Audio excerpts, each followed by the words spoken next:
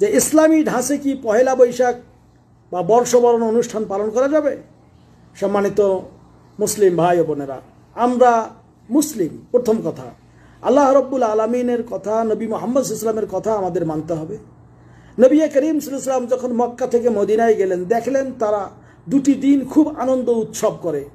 তখন আল্লাহ নবী সাল্লাল্লাহু আলাইহি ওয়াসাল্লাম তাদেরকে বলেছিলেন যে দেখো, তোমরা এই যে আনন্দ উল্লাস ইত্যাদি করতেছো, এর পরিবর্তে ইসলামে আমাদেরকে দুটি দিন দেওয়া হয়েছে। ইন্নাল্লাহ কাদ আবদালাকুম বিহিমা, হ্যাঁ, খায়রাম মিনহুমা, যে দুটি দিন আল্লাহ এর পরিবর্তে দিয়েছেন, যেটা এই তোমাদের এইগুলি কৃষ্টি কালচারের চেয়ে, এইগুলি খেলতামাশার চেয়ে, এইগুলি বর্ষবরণ ইত্যাদির চেয়ে অতি উত্তম। আর সেটা হলো ঈদ উল ফিতর, ঈদ উল আজহা, যেটা আবু দাউদে 595 নম্বর, মানে 559 নম্বর হাদিসে আপনি দেখতে পারবেন। এরপর আমরা যেই কাজগুলি করি ইসলামের ঢাঁচে, আল্লাহ নবী সাল্লাল্লাহু আলাইহি ওয়াসাল্লাম কি বলেছেন? যে ব্যক্তি যাদের সঙ্গে সাদৃশ্য রাখে সে তাদের দলভুক্ত হয়। মান তাশাব্বাহা বিকওমিন ফাহুয়া মিনহুম, যে জাতি যাদের সঙ্গে সম্পৃক্ত রাখে সে তাদেরই দলভুক্ত, যেটা আবু দাউদে 3512 নম্বর হাদিসে উল্লেখ করা হয়েছে। তো সম্মানিত বন্ধুগণ, তা আমরা ইসলামের ঢাঁচে এইগুলি বর্ষবরণ ইত্যাদি পালন করার কোনোই ইসলামে এইগুলির সুযোগ নেই। কাজেই যে সমস্ত ভাইয়েরা মানে ইসলামের নাম নিয়ে এই অপসংস্কৃতির সঙ্গে জড়িয়ে গেছেন, তারা এদের ওই হিন্দুদের কালচারের সঙ্গে মিশিয়ে গেলেন। এটা আমাদের করা উচিত নয়। রাষ্ট্রীয় কালচার কখনো হিন্দুর কালচার হইতে পারে না। রাষ্ট্রীয় কালচার হইল জাতীয়তার কালচার, বাঙালি জাতির কালচার। এই বাঙালি জাতি নীতির জাতি, যারা আল্লাহর প্রতি শকর রাখে, কৃতজ্ঞতা প্রকাশ করে, ভাষার প্রতি সম্মান শ্রদ্ধা রাখে, তারা বাংলা নববর্ষ অবশ্যই পালন করে, সম্মান করে। কে পালন করলো বা করলো না সেটা হলো যার যার ব্যাপার, তবে সম্মান করা সবারই কর্তব্য।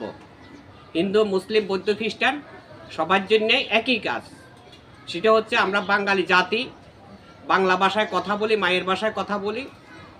এই বাংলা ভাষার ক্যালেন্ডারকে বা নববর্ষকে সম্মান করা, এটা হলো জাতীয়তাভাবে কৃতজ্ঞতা প্রকাশ করা। এই ছাড়া রয়েছে বাংলা নববর্ষের মধ্যে 6 ঋতু লুকানো। এই 6 ঋতুর মধ্যে রয়েছে বাংলার ফলে ফুলে মাছে স্বাদে পূর্ণতা একটি অংশ। যেমন আম কাঁঠালের সিজন যখন আসে, তখন অনেকেই আছে ব্যয় বাড়িতে আম কাঁঠাল নেওয়ার জন্য খুব ব্যস্ত হয়ে যায়। অন্যদিকে বাড়িতে বা দূরের স্থানে বৃদ্ধ মা বাবা অনাহারে বা কষ্টের মধ্যে দিন কাটায়। এটা তো হাদিসে নাই। শীতকালে খেতা গাদ দিতে হবে, খেতার পরিবর্তে কম্বল গাদ দিতে হবে, বা এর চেয়ে উন্নত কিছু গায়ে দিতে হবে, এটা তো হাদিসে নেই। সব কিছু হাদিস ধরে পারা যায় না।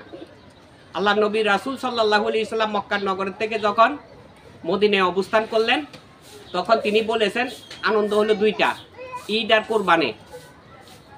আমি বলি আনন্দ একটা মানুষের, একটা পরিবারের মধ্যে প্রতিদিন আনন্দ থাকে। এই যে প্রতিদিন খাওয়া লওয়া করা হচ্ছে, একে অপরকে ভালোবাসা বিনিময় করতেছে, এখানে আনন্দের একটা অংশ। কাজের সব কিছু হাদিস ধরে সম্ভব না। কালচার বিষয়টা হলো রাষ্ট্রীয়ভাবে মিশ্রিত, সমস্ত জাতি অর্থাৎ হিন্দু, মুসলিম, বৌদ্ধ, খ্রিস্টান সকলের মধ্যে মিশ্রিত। সকলে একই পুকুরে বা একই নদীতে গোসল করে, আবার একই নদীর পানি নিজেরা আহার করে। কাজে ইসলাম একটা জিনিস, মুসলিম আর একটা জিনিস। ইসলাম হলো শান্তির একটা পরিচয় বিধান, আর মুসলিম মানে হলো আদর্শ মানা এবং আল্লাহর সৃষ্টির উপরে বিশ্বাস রাখা। তা আল্লাহর সৃষ্টির উপরে যে বিশ্বাস রাখতে গেলে দেখা যাইতেছে যে এই ফল বা গাছপালা, তরুলতা, আসমান জমিন, মধ্যস্থানে যাই কিছু রয়েছে সবই আল্লাহ কুদরতি সৃষ্টি, এবং আল্লাহ কুদরতি অনুসারে তাই পরিচালনা করে। ও প্রত্যেকটা মানুষের মধ্যে রিজিকের ব্যবস্থায় মাটির থেকে উদ্ভাসিতর মাধ্যম দিয়ে, গাছের মাধ্যম দিয়ে, ফলের মাধ্যম দিয়ে, ফসলের মাধ্যম দিয়ে ঘরে পৌঁছাইয়া দেয়। তো সেই কৃতজ্ঞতা প্রকাশ করতে গেলে যদি বেদাতি হয়ে যায়, হিন্দু কালচার করে যায়, আসলে এটা কি আল্লাহ নবী রাসূল সাল্লাল্লাহু আলাইহি ওয়াসাল্লাম হাদিসে মানে নির্দিষ্ট করে বলেছেন পয়লা বৈশাখ পালন করলে এটা হিন্দুর সাথে সম্পর্কিত হয়ে যাবে?